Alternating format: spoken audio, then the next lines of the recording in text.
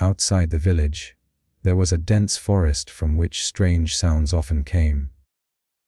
People said that ghosts and spirits lived there, so no one dared to enter that forest. One day, a young boy came near the forest while grazing his goats. Suddenly, he heard an old oak tree saying, "Son, come here. Don't be afraid." The boy was frightened at first, but there was so much love and kindness in the voice that he stepped forward and went near the tree. "Can you really speak?" the boy asked in amazement. The old tree replied, "Yes, son, we can all speak here, but only to those whose hearts are pure and who love nature." The boy realized that this was no ordinary forest. All the trees here had been able to speak for centuries. A plane tree came forward and said, "We are the guardians of this land. We have been living here for thousands of years and have been watching how humans are harming nature." A peepal tree spoke. "Earlier, humans used to respect us, they used to worship us. But now they consider us just a source of wood." The boy realized what an important thing he was hearing. He asked, "So what can I do?" The biggest and oldest tree, who seemed like the king of the forest, said slowly, "Son, you are the first human who has been able to hear our voice in many years. This is no coincidence. Our message is simple. If humans do not respect nature, this earth will become barren. There will be no rain, the air will become poisonous, and life will end." A neem tree came forward. "We don't just give oxygen and shade, we control the weather, protect the soil, and provide homes to thousands of animals." The trees told the boy that the villagers were soon planning to cut down this forest so they could build a factory there. "You are our only hope," a young tree said. "You can tell people that we are not just wood, but the source of life." But the boy was worried. He knew that the villagers would not believe him.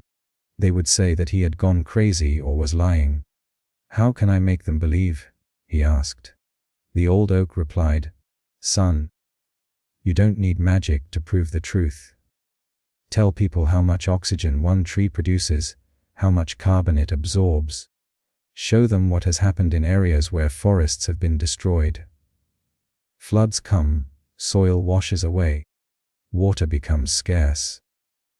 A kikar tree said, "And if they still don't believe, tell them that one day they will feel it themselves. When breathing becomes difficult, when they start dying from the heat." The boy returned to the village with a heavy heart. He first talked to his father, then to the village elders. As he had thought, no one believed him. But he didn't lose courage.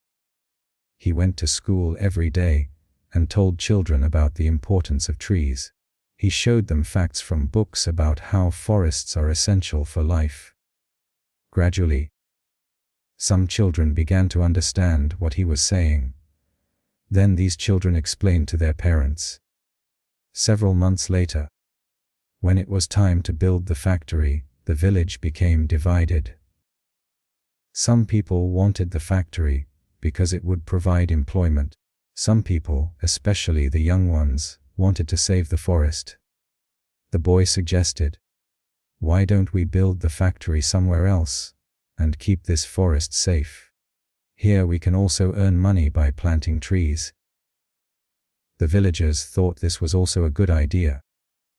They decided to keep the forest safe and turn it into a tourist destination. When the boy went to the forest the next day, the trees were swaying happily. "Thank you, son," the old oak said.